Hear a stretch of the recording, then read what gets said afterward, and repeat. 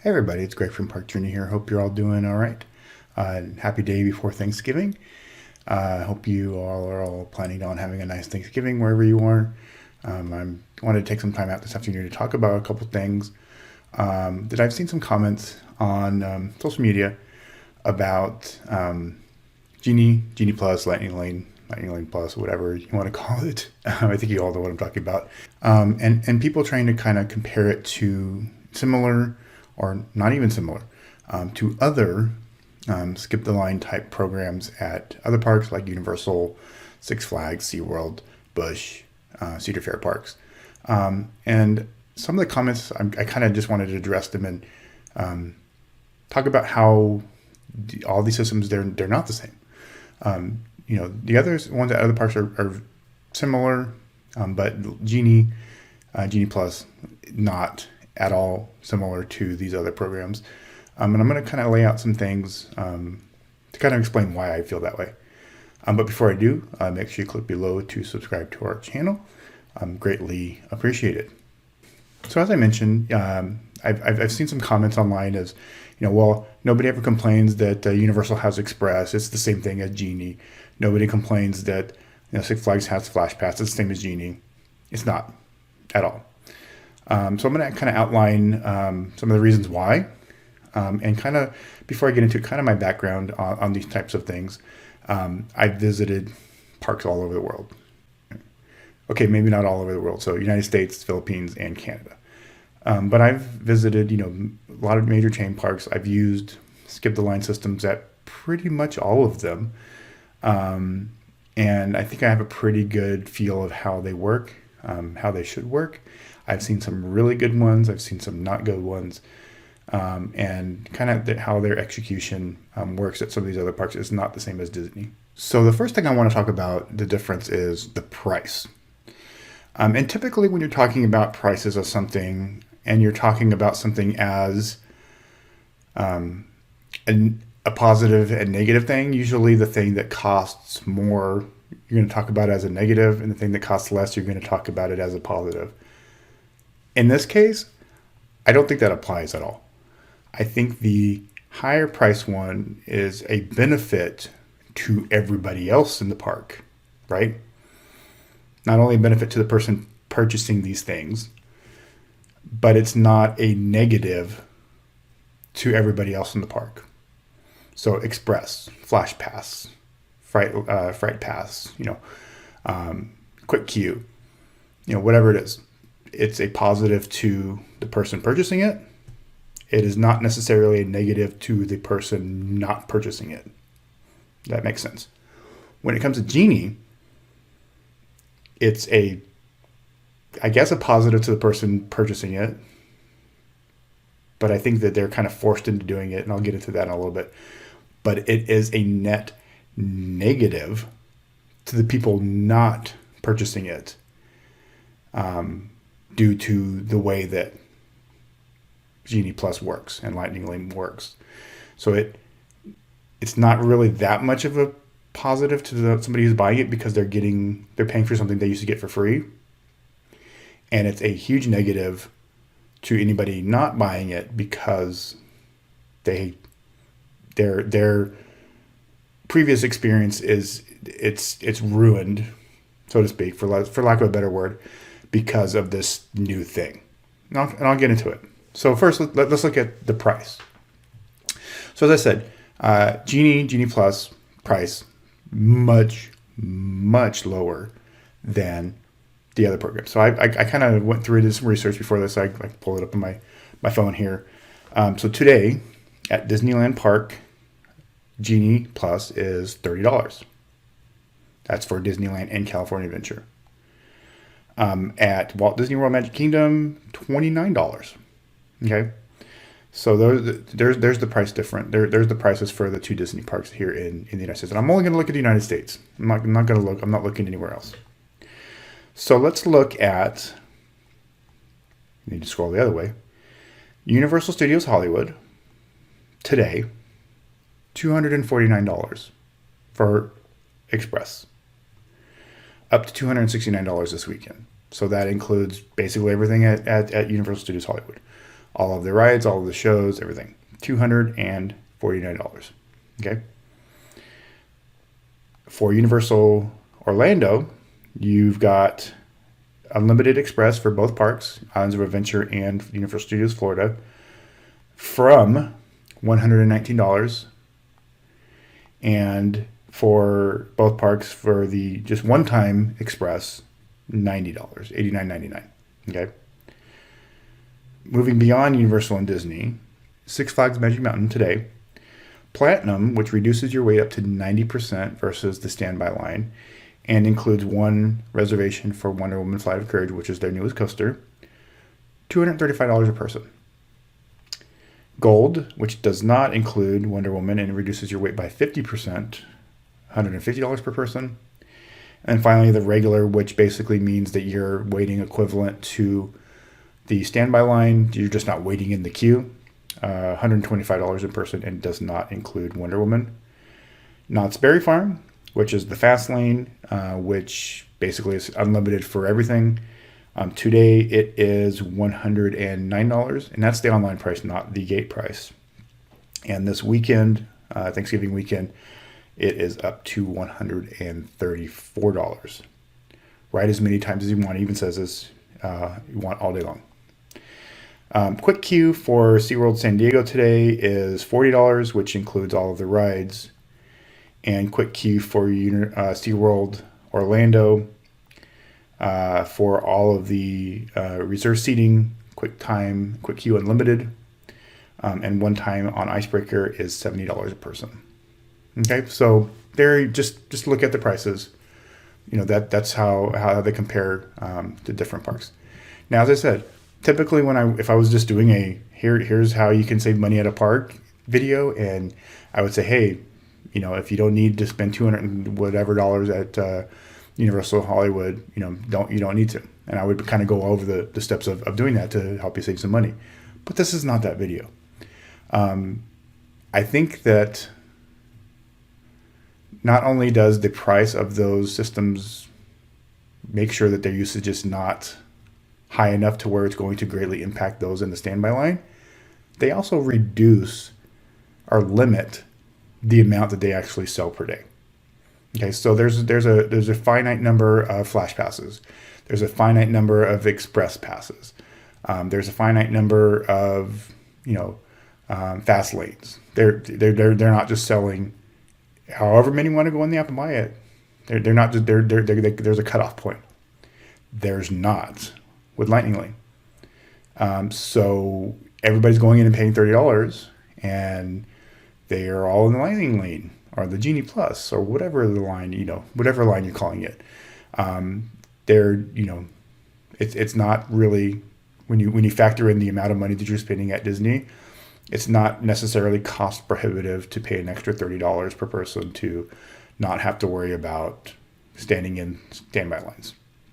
So the sheer amount of people that are using the system at Disney versus the other parks is much, much higher. It is. And I don't think anybody can argue with that. I hope nobody argues with that, because it would be a falsehood. I saw a comment the other day that says, well, you can't do a day at Universal Orlando without using Express. That is not true at all. We were there 3 days in October. First time we had been to Universal Orlando since 2006, so obviously there was a lot that we hadn't done. We didn't feel that we needed Express once. The only rides that really had a line were Hagrid's, which is not eligible for Express, and Velocicoaster, which is not eligible for Express. I think the longest we waited for anything else other than Velocicoaster was probably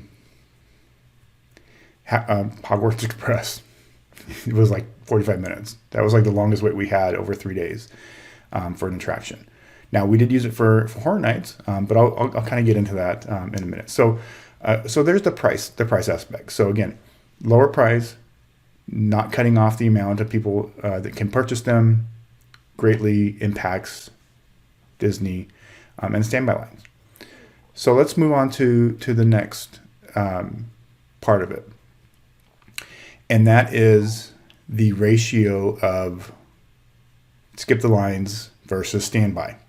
Okay, so let's say you have Flash Pass at Six Flags, You're going up a separate entrance and you want to wait for the front, fine. You're paying for the money. Once it's your time for your flash pass, you probably have maybe a 5-10 minute wait for most attractions. You're basically just waiting for a time to come back. If you're in the standby line and you're wanting to ride, let's say, Twisted Colossus at Magic Mountain, the most that your wait is going to go up, the difference between no flash pass people and just all standby is maybe 5-10 minutes. If even that, it just depends on the amount of people using the flash pass. If you're waiting for the front, maybe a couple minutes longer. Maybe you got to wait 1 or 2 extra trains if you're waiting for the front or the back of a certain ride. But if you're just going on the ride, it's negligible. Other rides at other parks, at other Six Flags parks, maybe the more popular ride, it might impact a little bit more. But for the most part, I would say no more than 10 to 15 minutes it's impacting your wait. At Universal Orlando, let's take Men in Black as an example. You have your standby, and then when you get to the upstairs part where you're kind of looking down at the aliens, on the TV, and Rip Torn there doing his little pre-show. You got one side that is standby, and you got another side that's the express. So they come in from that way, they go in express, and you both merge, kind of go down. One side of the station is for express, one side of the station is for standby. And if there's nobody in the express, they pull people from standby. So again, your wait is probably, no more than 10-15 minutes longer due to the express. Same with, Knott's or Cedar Fair or Cedar Point or whatever it is. It's going to be a rather negligible difference in standby. But when it comes to Disney, some reports are 80 to 90% of the line is lightning lane or and then the rest is 10-20% is standby. So basically, it's taking something. Let's use an example: Monsters Incorporated at Disney California Adventure. That attraction used to maybe on most days 10-15 minutes. On a busy day, it would maybe hit half an hour. Now with Lightning Lane, I don't think there's any day that I've seen it this year that it's under a 45-minute wait on any day. And then on a busy day, you're talking an hour and a half. I think the last time I waited an hour and a half for that attraction, it was Superstar Limo during the DCA preview days in 2001. That was the last time I waited an hour and a half for the attraction that's in that building.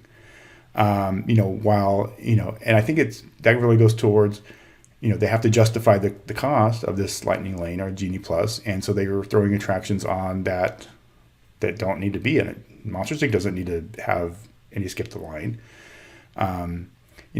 We went to Epcot, last month. We got the Lightning Lane. It was not worth it. The only attraction that we got to use Lightning Lane on was Frozen. By the time we got around to trying to get on Ratatouille, they were gone for the day.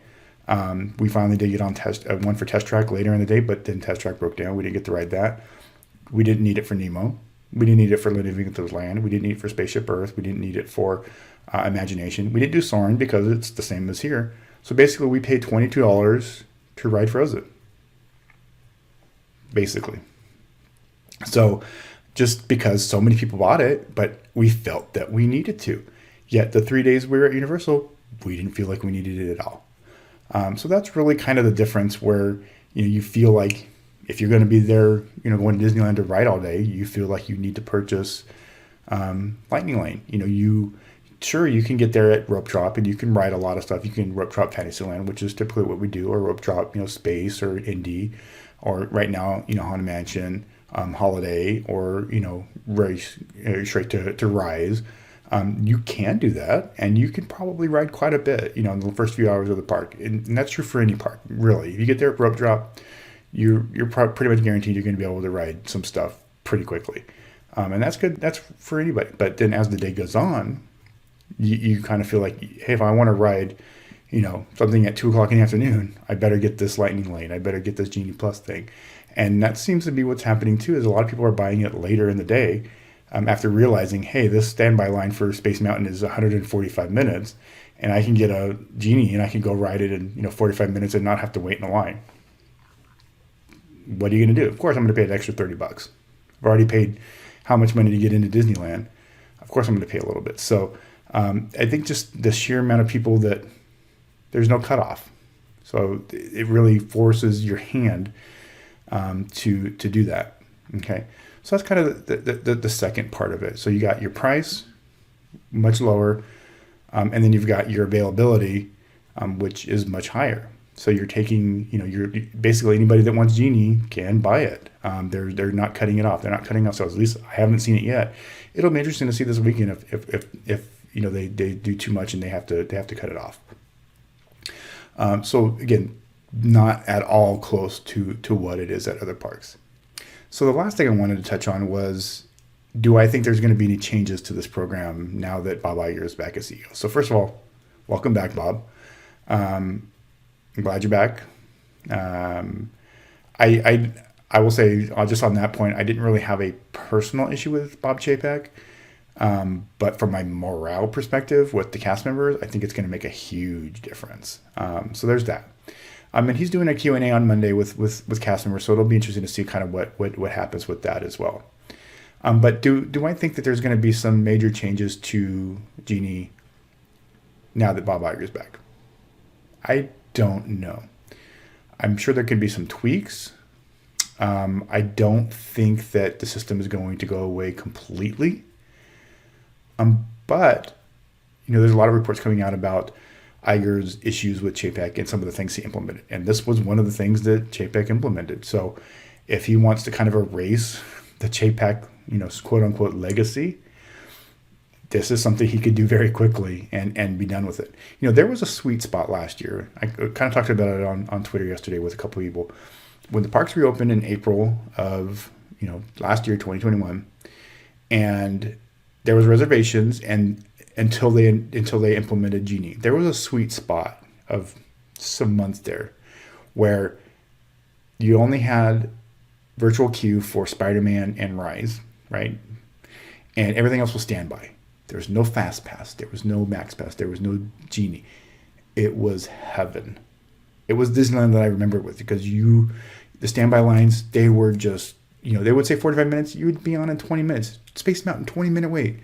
Indy, 20-minute wait. Everything. I don't think we waited more than maybe 40 minutes for anything the 2 times that we visited, or 2 or 3 times that we visited.